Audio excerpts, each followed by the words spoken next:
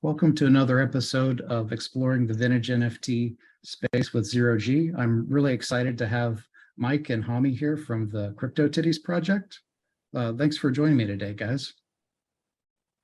Thank you. Thank you for having us. Yeah, excited to talk to you guys today. CryptoTitties is such a really unique and fun project. So looking forward to diving in. Well, first, I thought we'd let's just briefly touch on your guys' background in crypto. Like, what interests you, and when did you get in? Well, I could start on this if you want, Mike. Sure.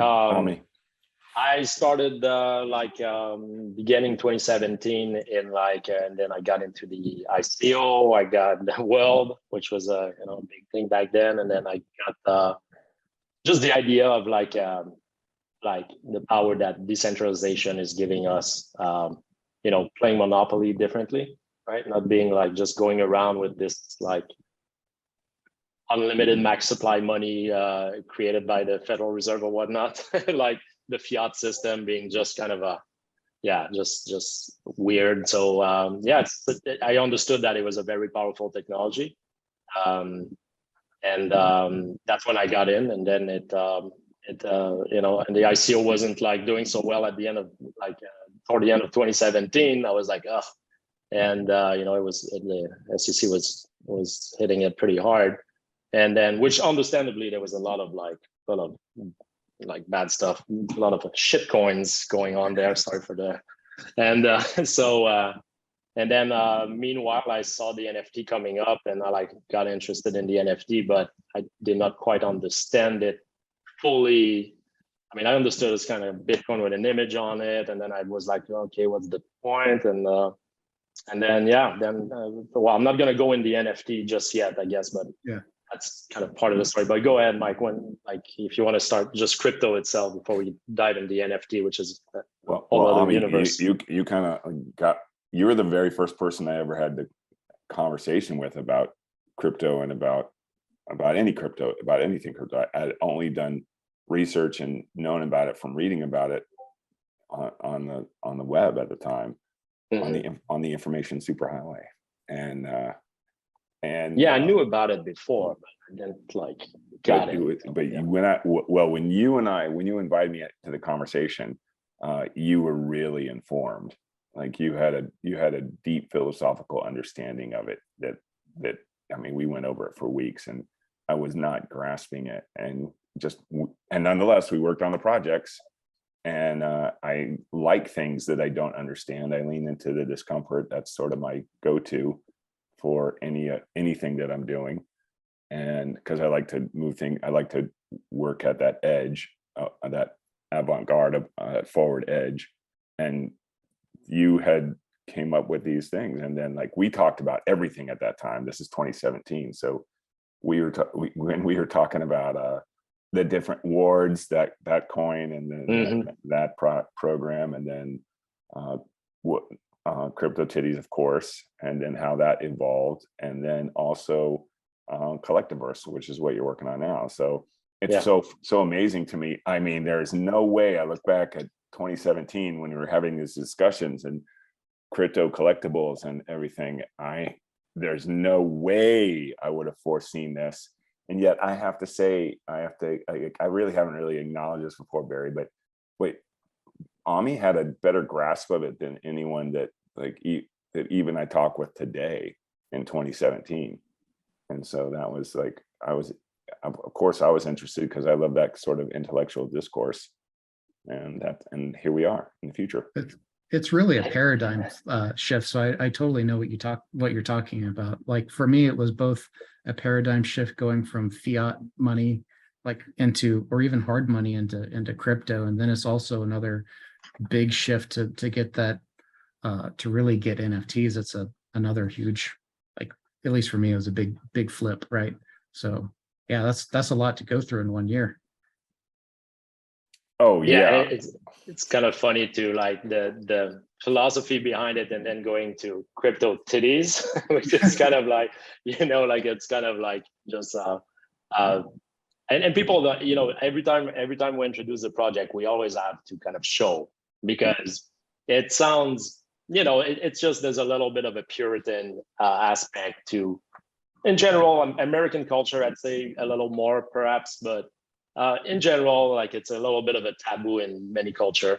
And it sounds like a little bit like pornography, like it's like just the word itself, it might be weird, but then when you see the art, I think then people realizing the charity, and you understand, like you see that it's actually like, you know, all colors, all gender, all species, like aliens, like I mean, name it, like it's just, so I think but yeah, it's kind of funny how went from like, I mean, it was really just a spoof of CryptoKitties, which which just kind of like changing one letter. It's so yeah, even though like we were talking about like how we were going like in the philosophy and like that like the deep like meaning of like, for the first time owning like digital objects, like, you know, like we've all been to like the peer-to-peer, like, you know, like Napster, LimeWire, like all of like people getting all their digital like creation being stolen and just like replicated everywhere. Now for the first time we have this, but then the first thing we go in is like titties. So which, I mean, like at the time when we were doing it, Hami was doing rhymes. Was like, okay, so crypto smitties, crypto's biddies. Like I remember that there was a couple conversations like that, and you know, the funny thing is, it turned into what it turned into at that time. And then there, like when I get to talk about CryptoTitties all the time, Hami's working a lot on Collectiverse, and so I get to lead the project publicly, and the very first thing I explain is that it's the first project for social good on the Ethereum blockchain, and it's the 29th project on the blockchain, and that proceeds from CryptoTitties go to support care initiatives for people who have breast cancer, and that changes everything about the project. It really gives people the opportunity to look at the art first of all. And you can see, like, if you're looking at, you can see it on Hami's sweater right now, and it looks terrific. And Yeah, the color I did choices.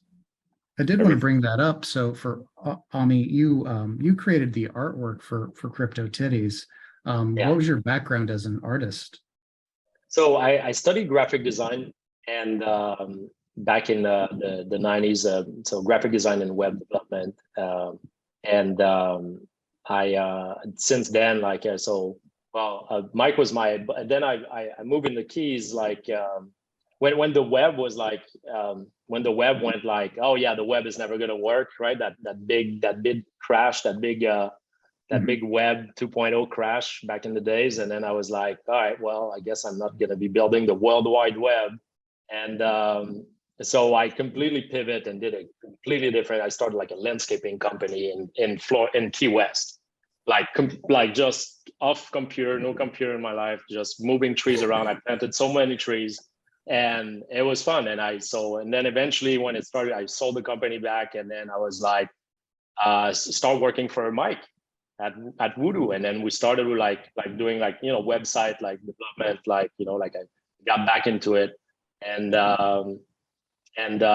yeah, so, you know, the art starts from like, you know, graphic design, like and even before that, I always like been like, I love to draw and like paint as well. I have a lot of different paintings that I make, and it's always very like, well, I'll show you like a painting right now. Like you'll see like the CryptoTitties like style right there, right? It's always very very like a vectorial kind of like flat, just supposed to be a bat / an owl or something. But so I guess I like to paint. So when I saw the CryptoKitties, I was like, oh, the art is cool. And then I'm like, well, I'm gonna make sure the titties are very very vectorial and like clean and just like And that's your style, you know, like that's my style. Yeah, I like that style. And it's because of your work in web and web design. So like my background's in art. That's just one of the things. It's our combined background in art and design and in web that we just, it's our culture, and we both pursue it. We pursued it as who we are as individuals, and we became friends, and then and Ami But invited you were me. my boss. You were my boss first. and you were my teacher in many ways. And so before I was back in Key West doing design, I co-founded Obey with Shepard Fairey. So I did graffiti for all those years, and then came back to Key West and was chilling actually. That was just luck that somebody like Ami and somebody like me were in this little tiny island that is 2 miles by 4 miles. That's the most remarkable thing. And Rogers, that was in Portugal back then. Yeah, and so all of these wonderful parts that come together because of synchronicity and because of just similar passions. And also I'm a big fan of pop art, that style. And I think there's 20 years between Ami and I. I'm 57. And so when he called and said, hey, you want to come, would you come to Key West and talk about this new thing called crypto collectibles? I like, Ami was always working on something interesting, and I love interesting things. I mean, I always keep something that is just like holds my attention around, just a little different. And yeah, there was no NFTs back then, or I mean, I guess the term maybe did exist, but it was not being used at all. It was all crypto collectibles. Yes. I think it was crypto something. Yes. For the name, yeah. But it was. I was kind of sad. I was kind of sad when it switched to the word NFT. I mean, it's shorter. I get it, but I don't know. There's something about crypto that's like very like techy, and I don't know, something fun about it. I used to love crypto, and then it turned into some like hackery thing, and then like and there's so many contexts of the word hacker, and then when it turned, like, crypto collectibles always seemed a little safe to me, and then when it turned into NFTs, it's just like, what? Like, that is the opposite. It's bad. It's not good branding at all. Like NFTs. Well, the thing is, it requires an explanation. When it's crypto collectible, okay, cryptocurrency, now collectibles, okay, got it. Like it's an easier like connection there. And NFTs, it's like, what does it stand for? What and then like I was like, and I mean, if I would have gone for NFTs, obviously. We would have gone for that, obviously. Oh my God! I've never heard you say that before. That is hilarious. Oh my God. We got to do something with that. That is, I'm dead. No, it's taken. There's been a lot of like copycats, which I'm all very welcoming, especially the one that do charity as well. Yeah, like there was some like on the there's one out right Discord now. On Discord, I had like some people, oh my God, is somebody doing titties out there? I'm like, all right, well, cool. Like, I mean, I'll take it. First of all, nobody owns titties. Titties are for everyone. Everybody's got for titties. Everybody. Everybody has titties, right? So it's like, all right. And then if it's also working in the same direction with like charity, and might as well. Yeah. And there's this aspect to the charity that I should probably explain, because at first it wasn't like when we were creating this, like I was just like kind of like, doing the crypto. At first it was a joke. It was a joke, it was a spoof. It was a weekend kind of, not a week, but I mean, it was like it was like a short, like it was an experiment. Let's say it that way. It was more of an experiment. And then during Christmas time, my mother come to visit, and she's like, "What have you been working on?" And so it's kind of a weird thing to show your mother that you've been drawing titties. But so she's super cool. She's like, "Okay, all right, that's weird," but she didn't understand it, and so was my girlfriend. Didn't understand it much either. She was like, "What are you doing?" I'm like, "Well, I'm not sure. It's like a Bitcoin on an image on." Anyway, point is, my mother that day when she's like, "Well, this is apropos." My first language is French. She's like, "Well, I have breast cancer." I'm like, "Oh shit!" So I'm like, and I was like, kind of was just like this weirdest like moment of like, I'm like, "Oh, whoa!" So then like she went through then she's still alive, and she went through the treatments, like, and she's fine, and then she used the CBD THC oil, high potency, and I was like, okay, that's a cause right there that I think like that should be like the money should go, a part of the money should go toward that. And that's simple like that. That's why it became like a charity project. Yeah, it was just this. But a funny moment. thing happened. Nobody. Okay, so that all took place, and this is 2018 now, and then money starts to be generated, and no one is there to accept crypto. Yeah. We call it, but like first of all, nobody knew what a crypto collectible was, and also they were just like, and it's like, so I would say like it's like a Bitcoin. Even back then, like people were like, "What's a Bitcoin?"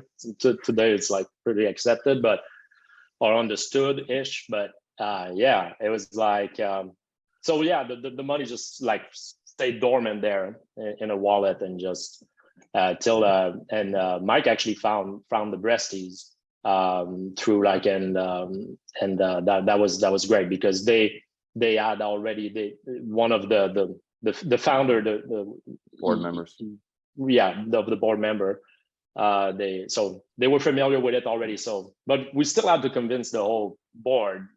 There's like, you know, like and make sure like I was like I don't want like your, you know, so it's a really funny like it's a eclectic community because we have like the crypto early adopters, and then we have like the maybe like some of the bros there, maybe like I don't know how to definitely some of the crypto for sure, and then we have like the survivor like a breast cancer woman circles, so and it's very eclectic, like plus the historic community, of course, and then the people who just like the art.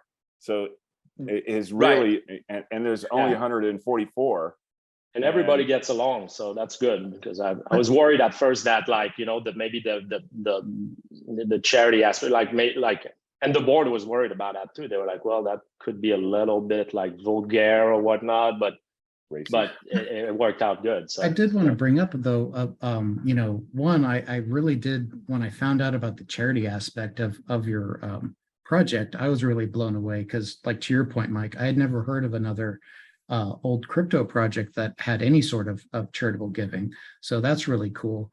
I also had a family member that was really helped out with some pain issues by CBD and whatnot. So that's cool. But I wanted to say, Hami, that the like the way you did the art, like with the colors and the drawings, is like, in a way, it's almost like really innocent. So it goes along with the vibe without it doesn't come across as vulgar to me. So or lurid. I think, right, I agree. Yeah.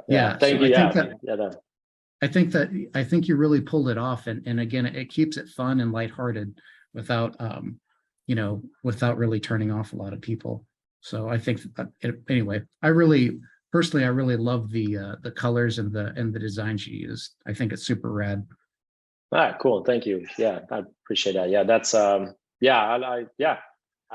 next thing, gonna get some crypto wearables. Yeah. Well, before we talk about that, let's how much did you guys donate to the breasties the other year? So this past January, when ETH was like 4,000 a coin, 33 ETH. It was we had accumulated 33 ETH at that point, and that was 100 grand of Ethereum that was passed in USD to the breasties, and they were stoked. And and there's so basically there was like, what we did is like, there's because with like all of the OG, the total sales, it brings to like basically like 100 ETH. So I committed to do, and so it's like a 33 ETH. It's so, well, actually now it's, because back then, like I said, there was no wallet, right? So it had to be dormant in a wallet. And now the sales go directly to their address, which, like, I'm on their website, you can see their address there. And then I signed like I have an official, like a 501c, 301c, 501c. 501c. That number and those letters. So but so now it goes directly from the sales contract to the breasties, to their wallet, you know, because back then it wasn't like that. I wanted to highlight that. well, there's another part of this that's really important, is that this past year they officially started a CBD care initiative program, and that was like another big victory, because this is Yeah. how this whole thing started. And Yeah, because I brought it up and they didn't have that program. And I was like, well, even though I didn't like, I said like, you can do like, you can do whatever you want within your program there. Like, I don't have like and I never asked for like publicity back or anything like that. I wanted to be very clear about that. And then, and yeah, but I said that it's originated with THC CBD, high potency treatment, and no, not a treatment, but it's a side, like, do still it's a like a supplement. supplement-ish, yeah, but therapeutic, right? But I mean, from my from my mother experience, and also like from studying it, it actually is very beneficial. Helps a lot of so I think it does need a more like highlights for sure, this treatment or this supplement. That's a tremendous outcome, and one of the reasons I wanted to highlight that you actually donated so much is that again, this project was founded around the time of ICO fever, and the amount of outright scams and rug pulls and just blatant theft in the space was out of control. So for you guys to have the integrity to follow through on the donation 2 years later is super rad. That was a lot of money. Yeah, it's it was that's it. Like, it's that's the whole point of, like, I wish it would have been more decentralized for that aspect, going directly to the wallet, but there's like, there's no way to, like, when there's no wallet to be sending it to, just that was it. That was that wallet that was just dormant there, and it was just of course it's that's what was going. It's really part of the project. Like, a lot of these projects start out as larks, and the way that all of this has unfolded and just being true to it is it's like being true to who we are as artists, as individuals, as creators, as professionals. We're both deeply embedded in the Web3 community, like every day, all day. And I'm a straight degen, and I every so often I reach out to Ami. I'm like, Ami, you need to pick up one of these. Like, it's like, and he's I never do it on time. And so so these, I'm actually not a big collector, because I mean, at the end of the day, when I switch world, I don't go and like buy NFTs when I've been like working on NFTs all day. You know what I mean? It's like a truck driver going for a car ride or whatever. I don't know what the analogy would be, but I have to call and say, Ami, we need to go on this car ride. Like, this is the car ride you want to go on. Right. Like, this is so we both build projects all the time. That's and now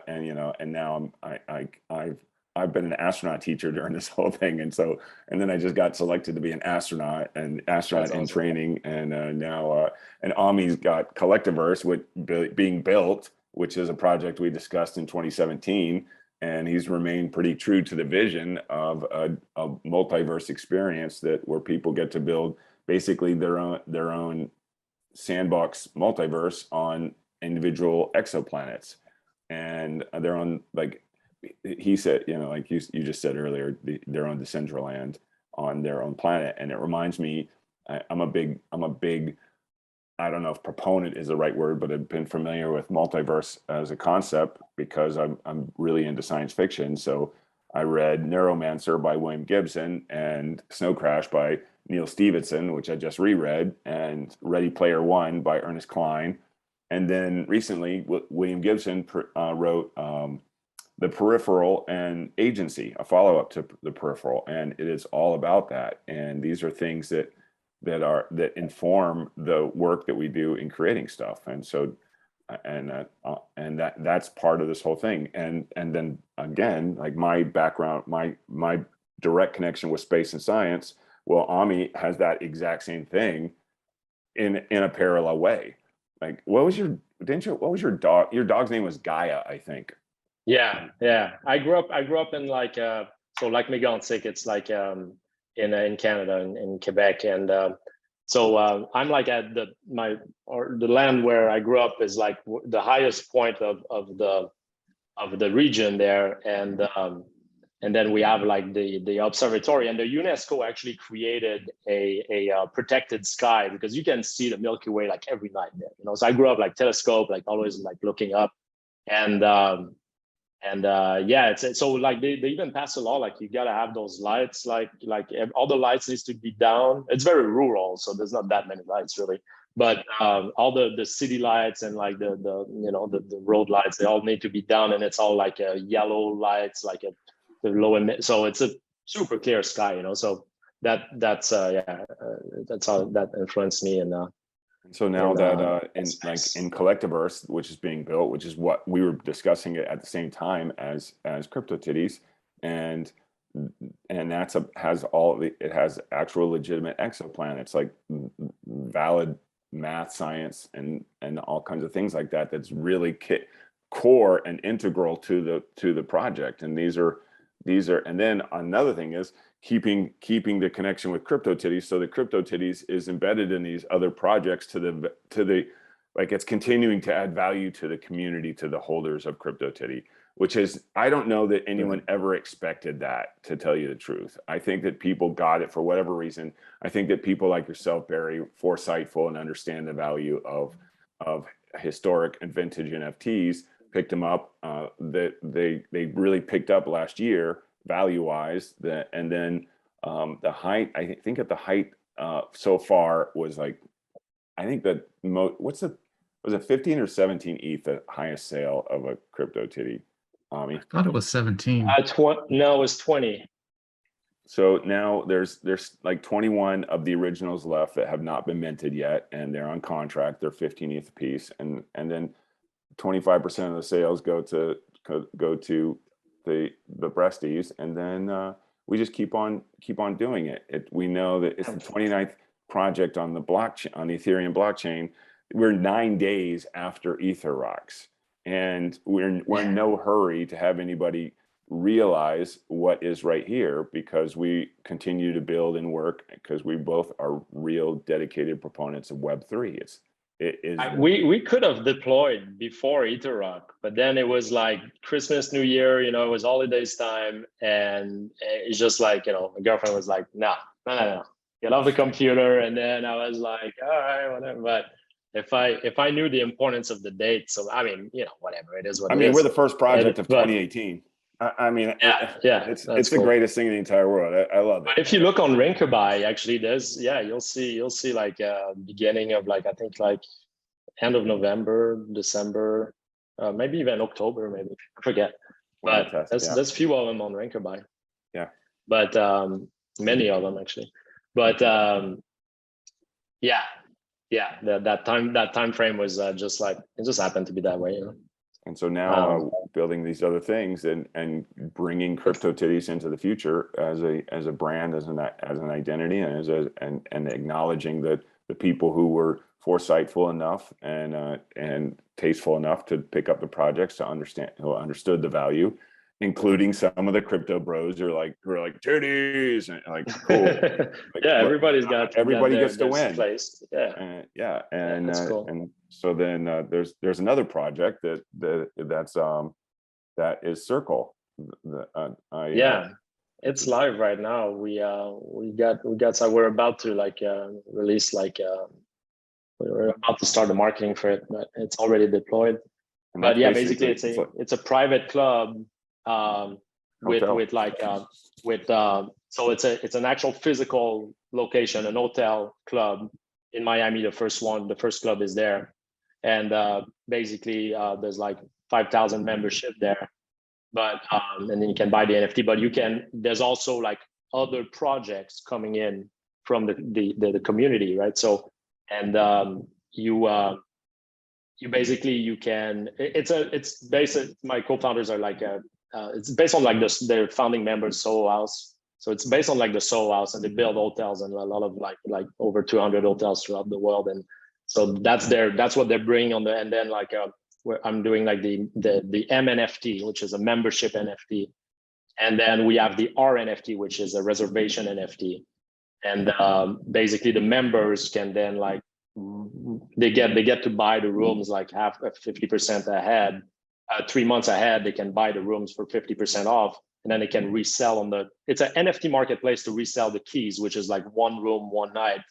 And then there's sections in the hotel that are only for the members, sections that are for everybody else. But it's to bring more people into the NFT world. And it's very based on like, nobody really like just work and take vacation. I mean, a lot of people still, but in this community, at least, so entrepreneur, people who kind of like always like, we're building everything. So like stand-up desk in the rooms, right? At 5-star hotel, stand-up desk in the rooms, conference room, private rooms for like teams to build. So the like CryptoTitties will be part of the circle as well. Like multiple projects like this that become part of this as well. But and so doesn't that part of that is like people about a community, the circle, how like the piece that Hami's wearing right now is indicative of a brand that is being created, an expression of CryptoTitties as with a high fashion brand that we cannot talk about just yet because we're in the paperwork. And the charity goes still out, and your capsule is like, so a big, it's in the top, like, high fashion brands. And then they have like guest designers coming in, and they call capsule in the fashion world, which I was not quite versed in the fashion world prior to last few months. And so basically, yes, the crypto wearable, the NFT wearable is also on the NFT. There's a GLB file, which is it can be so it's a meta wearable and it's a real wearable. So so you get the NFT and then you can order it in your size and everything, and then it merged together by having like a identification on the IPFS itself. You can bring the unique digital print of it, if you may, and then it's so yeah, so yeah, charity is still there, and then it comes, the wearable comes, basically the NFT is your ticket to buy the real. You don't need to buy the real deal if you don't want to, or the physical tangible wearable, but it's your key to do so. So with the it's a randomizer as well, the relationship with Circle, yeah. So that's Barry, there's some information. There's alpha that is, so it's like 2 steps ahead. It's gamma. So that's some gamma. And take notes, guys. And there's some affiliation there with like, because of that relationship with Hami and Circle and CryptoTitties and Circle, and it's not something that is like that we spell out so efficiently. It is just the way that it is. This is what we build. This is what we're working on. And also it speaks to where crypto and where Web3 is now. It's building hotels. And I was speaking with someone recently, and that's one of the points they really brought across, is that we talk about the tokens a lot, but really the one of the powerful things is that that these NFTs allow for the establishment of communities, an organization in that method. So that's really powerful. It sure is. I think like no matter what, like the community, that's why it's called Circle, right? Like the community bring people, everybody craves that, right? Like we have this mentality where we're social animals. We're like the tribes that like and especially after the COVID, like people have been like so like isolated. There's such a like we're getting back to the les années folles, right? Like the what do you call the wild years? After the war, what was it? The Roaring 20s. Yes. So it really is. Which, how funny that we are in the 20 now as well. It's amazing. It's not like a funny like, but I think it's definitely one of the most powerful aspects of NFTs. I think that's been like there's the art and all, but really the community. I think that's what people are craving, a way to, and it's so. And then let's bring in the physical world. I think that's the bridge that needs to be like you know, we want to like bridge, and the utilities are so important. And there's so many things that can be done with this technologies. It's just Yeah, that's important. everything, point. really, everything can be. Yeah, I mean, like it's everything you can think on, like Web 2 needs the database. Not everything, but the important database, the one that needs to be secured and immutable. That's it. We gotta change every single sector of the economy and the world, and like We get to into Web 3. because There's so many. it wasn't working before, and that now this is Right. it has created Abundance. a model. Yes, when we have a portion of the population who have grossly too much, and then another vastly larger portion of population who don't have enough, you can pose that query to a kindergartner and they can explain how to sort it out. And so we can figure it out. And Web3 has actually enabled that. And all the scams and everything aside from NFTs, and that's a real problem, like everything that happened with Solana last night. And oh, I didn't follow that. Oh wow, all Solana, the Phantom and one of the other wallets had an exploit that allowed them just to plow through the wallets. Oof. And I don't know the full details, but what I do know is that everyone that wasn't using a hardware wallet in conjunction, they got drained. Whoa. So that's bad news. And you know who got me turned on to cold wallets? That guy right there. That guy right there in the sweatshirt. That him. Yeah, him. Yeah. First ledger. Always carry mine. He got me my first ledger. Yeah, that's something I really emphasize too for anyone that's getting involved in crypto, is that I don't even onboard people without using a hardware wallet, because I think it's irresponsible to not do that now, especially who can guarantee that their Windows PC or phone isn't going to get hacked? No one, even if you're really IT savvy. I mean, there's 0-day exploits. You can't prevent that. So, you know. Well, it doesn't make any sense. It doesn't have to run this way. It doesn't make any sense just because I connect to a contract that I'm going to lose it does not make any sense. And another thing is we've made obstacles for people for onboarding people, and that's not a win either. So the thing is, Gabe Weiss, the NFT painter, I've got his painting on my wall right here. He's a good friend.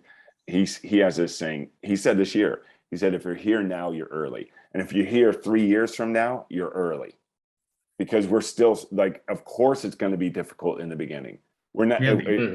Evolution is messy. It takes work. It takes time. It takes aggravation. None of this CryptoTitties did not happen out of vapor. Like it was blood, sweat, and tears, and then leaning into the discomfort, and like I did when Hami was explaining crypto collectibles, which he did again and again and again and again and again and again, like literally, and I still didn't get it at the time. And then but at least I had a working understanding. Well, we've been working at it for all of these years, and it's still new to us and still fresh. Imagine somebody who's just asking, what's a Bitcoin right now? Yeah. And like Hami said a minute ago, that like people basically know what Bitcoins are. They talk about it in conversation, but they don't understand that. People don't understand. They know it's a word. And they can make jokes about it even. And some of them can even own them because they have friends like us, you and Hami and me, and who get them turned on into crypto. They don't know what they're doing.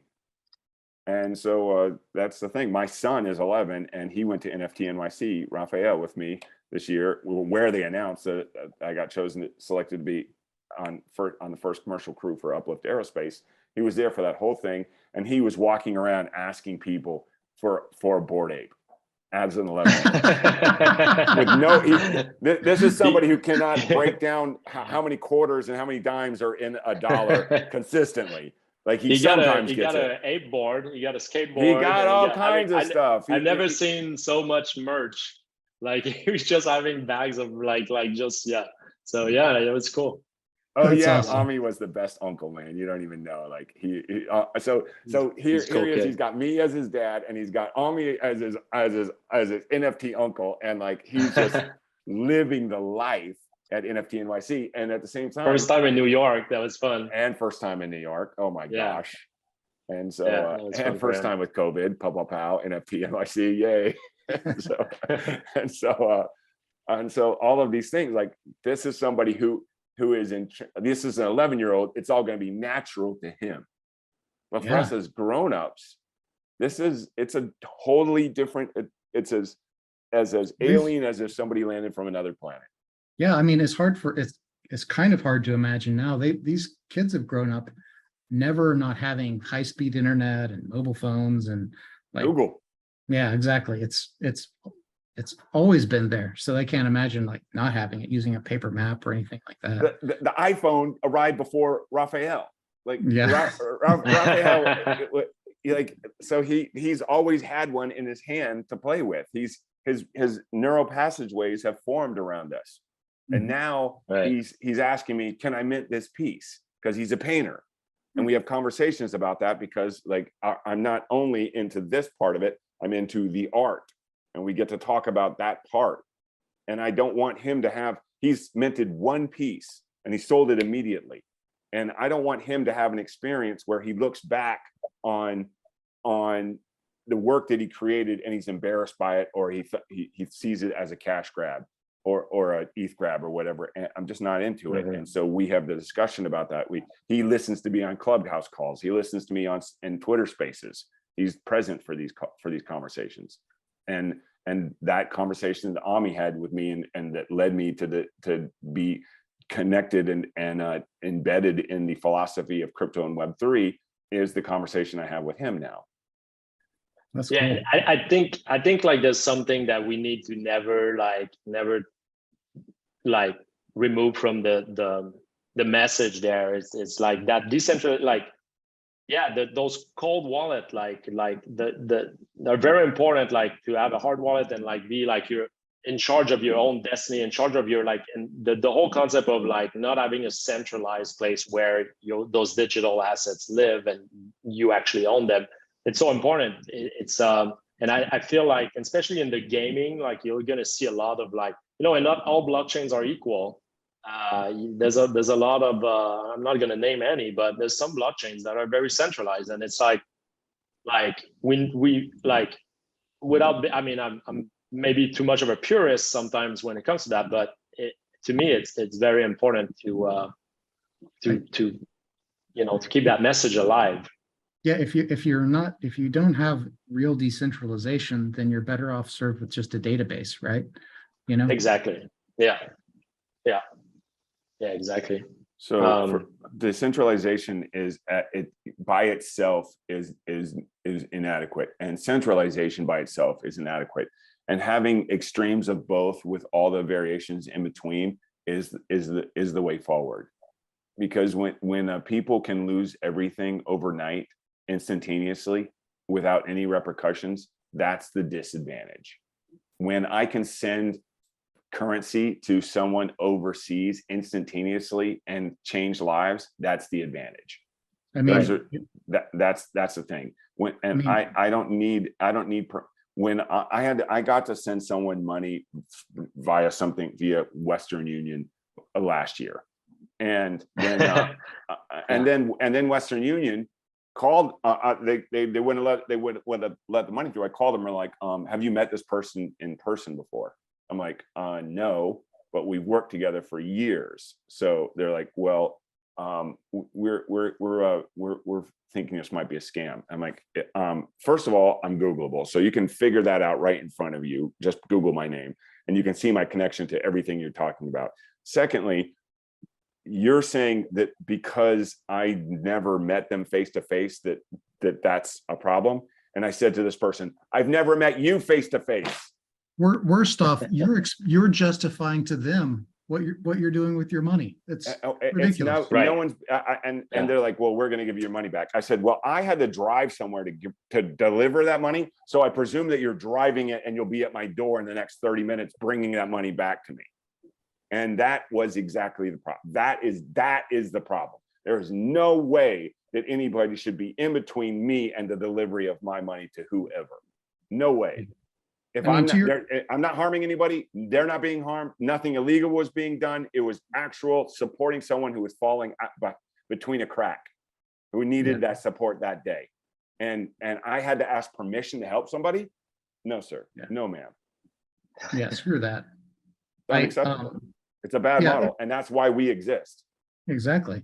I mean, and like to what what Hami was saying too. For me, decentralization is super important, almost like a philosophy at this point. It's crucial. You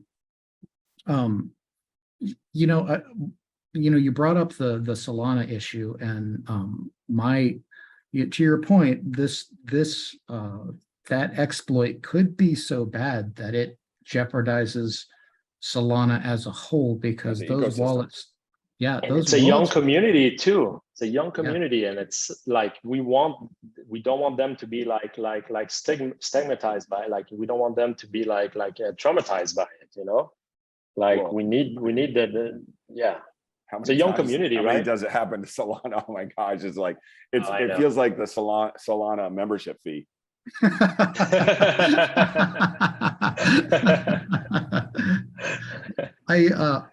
I wanted to touch briefly on a couple of points on CryptoTitties too. So I remember reading that so you guys initially deployed the contract in 2018. I thought I read that you guys did a contract migration or a wrapper, or what did you guys do after the fact? Yeah, so it wasn't a wrapper. It was like it was a mess. So there was like some problems with the first contract. And then like we did a migration, and then we kept like a bridge of the storage. So basically like it's a migration. It's not a wrap. Okay. I wish I could have done a wrap, but I couldn't do a wrap. But now I did find a solution that is it's just the solution is the same solution. It's the bridge, but it's basically an easier, clear ledger of the storage bridge, basically.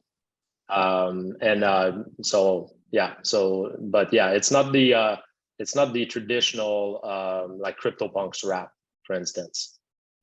We had to find a compromise there. So that was rough. It's sort of ingenious, if you ask me. It was like that was not a process that was a day or a week. That was definitely something that had been under consideration, and then in the process for a year.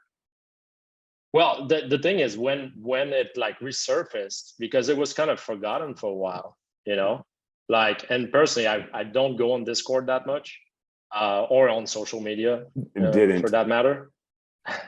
Yeah, I do a little bit. I try my best,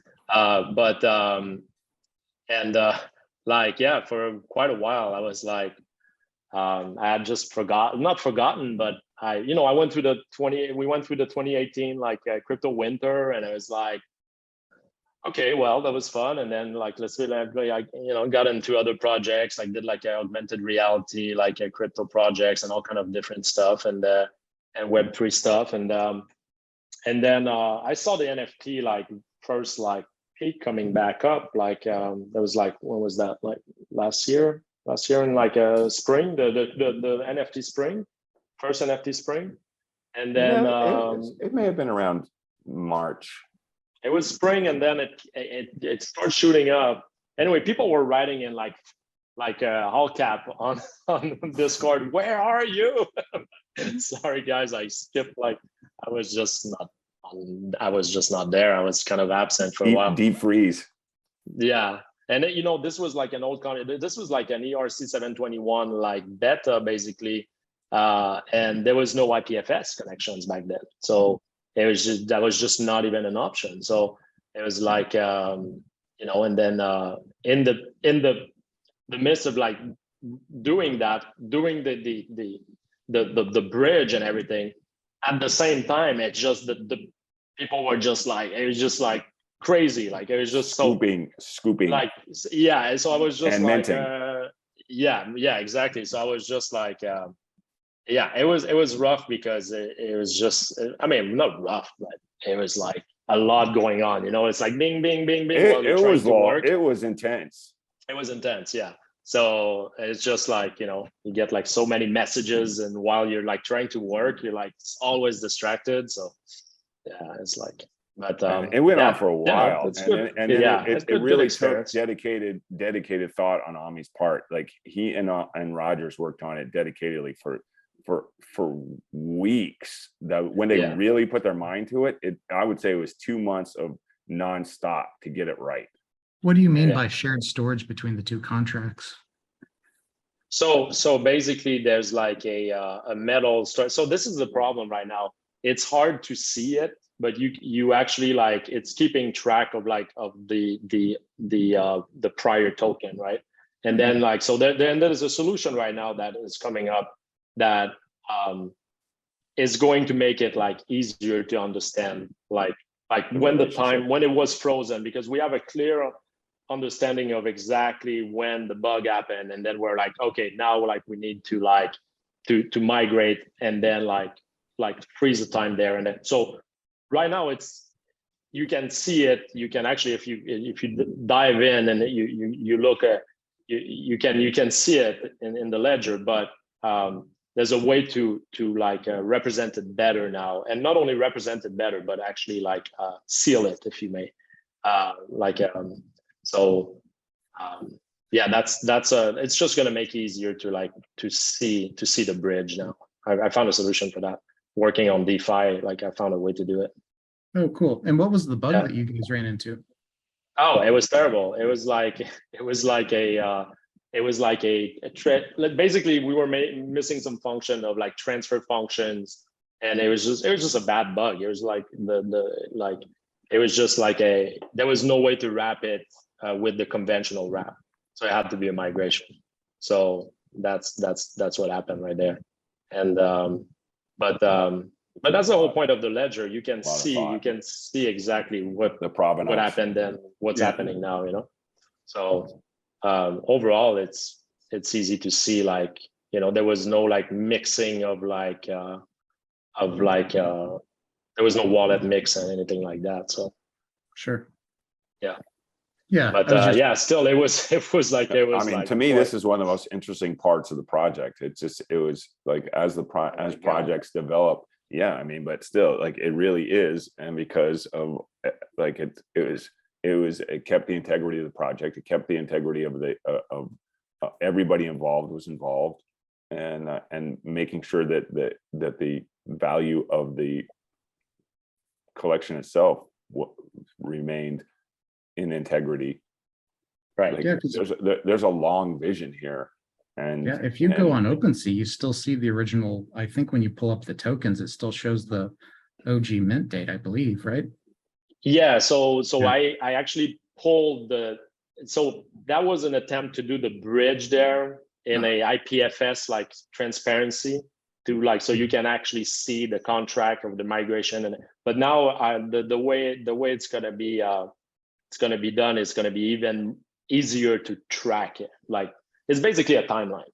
It's a timeline that is just easier to follow than having to like dig into the ledger yourself, you know? Yeah. And to your point, Mike, I mean, that's one thing that makes these old projects interesting is that, you know, we kind of take for granted having all these standards fully baked and these frameworks and like pre-baked packages that you can use. I mean, you guys were having to hand jam this, like, you know, build the bicycle yourself instead of, you know, picking one up at, you know, at the store, right, so to speak, you know? Well, yeah, none of it would happen if it wasn't for Ami's ultra super focus. His focus is to say it's world class, undervalues it, undersells it, to tell you the truth. Like, I know we're having a regular human conversation right here, but you have to see him in a focused state. It is a and as you're saying that, I'm doing doodles, like I'm just like drawing. Sorry, I meant to focus. No, that's good. That's good. Yeah. Yeah, go ahead. Another feature I thought was fun, we might touch on just briefly, is that for a while you guys were planning on introducing kind of a gamified mechanic called like motorboat racing. yeah, that was like a part that was like a little edgy with you know, well, first of all, with the charity, and it was maybe pushing it a little too much. I want to bring it back. I want to bring it back. Mike is not so sure about it. We're still thinking about it. Yeah, well, so here's the thing. It does entertain people, and as we move forward, It's fun. It is, and I want to do one in the metaverse. I want to do one in the metaverse with the three. So I don't know if you saw the animations, perhaps. I did. Yeah, you did. Yeah, they're really fun. Yeah. And it's really stupid, but it's but that's the point. I mean, not stupid, but it's stupid I mean, is it's good. just funny. People people really people like it. Like it's just there was a priority. There was like a change in priority for now, and eventually we'll see. I'll have to negotiate. I'll have to negotiate with how Mike many on that hours Ami and Rogers have put in it. I mean, it is like so probably it's months.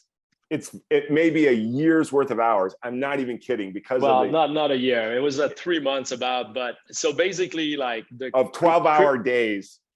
Right. So basically the whole concept is that you get the CryptoTitties, right? And those CryptoTitties is like going to like a horse race or like any kind of like a boat race in this case. But so you buy your tickets, and those are like Motorboat Love, and basically you get an NFT. But the donation data that you gave, the amount of Motorboat Love, which was also a part of that was another aspect that was going toward donating.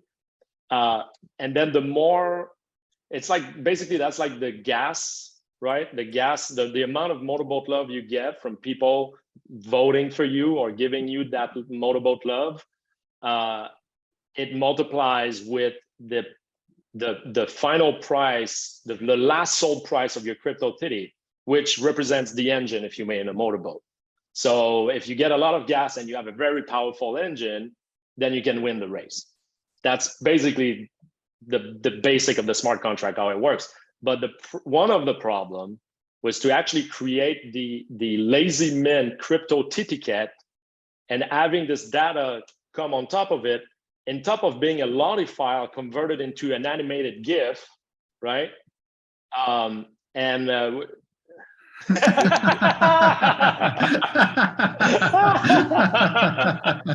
Okay, all right, that's enough.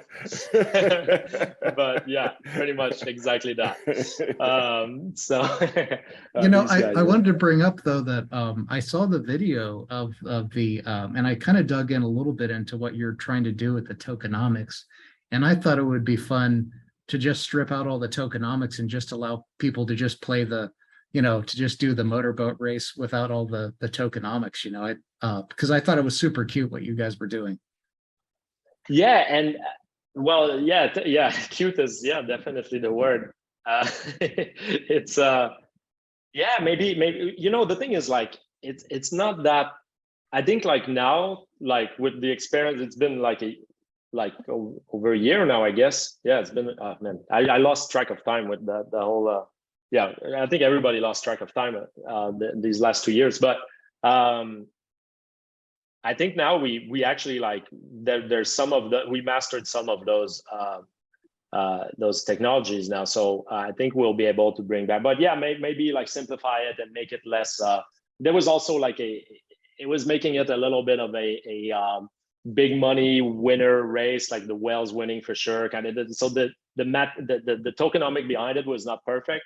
But it was also kind of so there's something fun to be done with it without like going to whatever that Sunny and Philly picture was.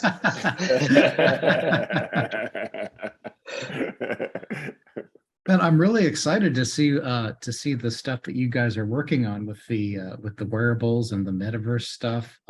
That's I'm really sure fun. You guys have some other stuff cooking it's too. Gonna be beautiful. Yeah, and this is part of also like, because it's such a small community, there's 78 owners. It's 144 tokens, like that's it, right? Max supply, it's like super small. So by having like other layers, so you still have the OG but then there's like other layers to it by having other collections where more people will want to be part of I just want the community to be bigger, right? First of all.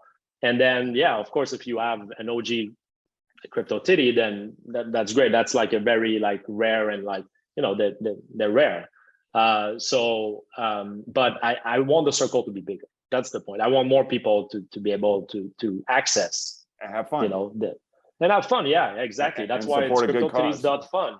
It's not .com. Yeah, It's .fun, right? Yeah. So yeah, exactly. So Yeah, yeah. I really love the spirit, like you know, like Mike was saying about keeping, you know, both with the charity and just keeping it lighthearted and fun. It's I don't know, and it, like you said, it's such a tiny supply. I'm really Right. honored to have been able to grab one myself too. That's cool. You're a great member of the Welcome in. community. Yeah, we're really happy. And you got, I mean, like, thanks for making that. That was a fun process, and I'm glad you really contribute a lot, and you bring value to the community, and we're super happy to have been able to do this podcast as well.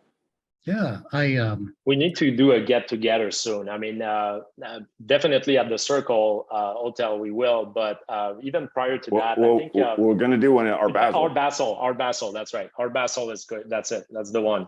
So hopefully you can make it for that event, and then NFT NYC we shall as well.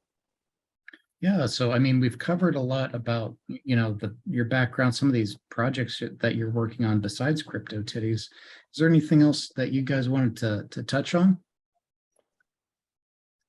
I just want to. No, I think. Yeah, everybody have a keep on keeping on, and don't get out when don't leave Web3 when the like we're at it's August of 2022, and it seems like a tough time for a lot of people in Web3, but the fact of the matter is it's a tough time for people all over the place, and Web3 is the answer to the challenges we face. And so now is not the time to turn away from it. And if anything, CryptoTitties embodies that. I mean, we kept on going all the way through it. There was dormant places, but the doors never shut. And now here we are in the future, and that's not so long. 2017 to 2022, 2021 is really when it popped and changed everything. And it will happen for everybody who sticks with it. I mean, anyone who's been in crypto for a while understands that there's these cycles, and I think this is just the first real cycle for the NFTs. I think we're going to be in a especially where I really focus is the historic NFTs. I see like tremendous opportunity there. I mean, and even outside of their crypto or monetary value, I think like as a cultural or historic artifacts, these are priceless, you know. So you know, it's really, you know, the relics of this transformation that everyone's working towards. Yep. Yeah. Do you know do you know that I've been like wondering, maybe Mike, you know as well, but how many like for instance, we're like number 29 or whatever the numbers, but because it's, you know, it's been changing because the archaeologists are doing a great job at digging. How many are still active out of those 29 projects? I don't know if it's a number that anybody has out there. Must have some. I don't have a number off the top of my head, but there's quite a few that have come back with the founders. So however, again, you know, you guys are relatively early in the Ethereum space. I mean, one of the problems that you can have is the you know, if the founders retain ownership of the contract and have the ability to, let's say, mint an unlimited number or mint new collections, and they don't burn that ownership, the ability to do that, then essentially it creates a you know, it's basically the opposite of crypto, where you're having to trust the founder to do the right thing. So there's contract issues and stuff that abound there, even if they do come back. So and like you were saying too, you know, back when you launched this, there were no marketplaces. So some of these early projects have had issues just integrating with OpenSea or even their own internal marketplace bugs too. So I mean, but I guess the other part too is that you know, there's just a wide array of also in quality too. You know, some there were just ton of copy paste collections. I don't know. It runs a gamut. You know. Well, for sure. Wait to see in the future. I mean, the whole, like everything that's happening now today. So yeah, so this reminds me of a Selden crisis from the Foundation Isaac Asimov series, and like the psychohistory, and the like knowing that there's going to be these crises that shake the roots of the foundation, and this is one of them, and that's why I really want to stress, like this is a challenging time, and no matter what, just stick with it. And one day, whoever's listening to this podcast, it's going to be their turn when they're going to be the one that stayed the course, and people are going to want to know their experience. So that's why we're really grateful to have this opportunity to have this discussion with you. I mean, CryptoTitties is an example of that. That was we embody that. I hope that was launched in the crypto winter. I remember all the hype went away. Everyone ran away. It was, Yeah. That's why Ami's wearing a sweater. He never forgot. That's the one I wear for when I motorboat. I have a boat. I like to spend time on the water. It's a truth. It's a truth. And yeah, it's perfect for motorboating. But yeah, we shall bring. We got to bring. We have to bring that race back at some point. I'll have to convince in your free time. In my free time. Yeah. No, there's more. There's steps prior. In your free time, for sure. In my free time. Yeah, in my free time. We got so much of that. All right. Well, I got this doodle. Yeah. That's our interview. I don't know what it means. Awesome. Cool. Thank you. I certainly appreciate you guys taking the time out of your day to chat with me. I know that you guys are both really busy. Yeah, it was a pleasure. Yeah. Cool. You do a great job. Thanks for making these podcasts and telling these stories. Thanks. I appreciate it. Yeah, looking forward to meet in person as well.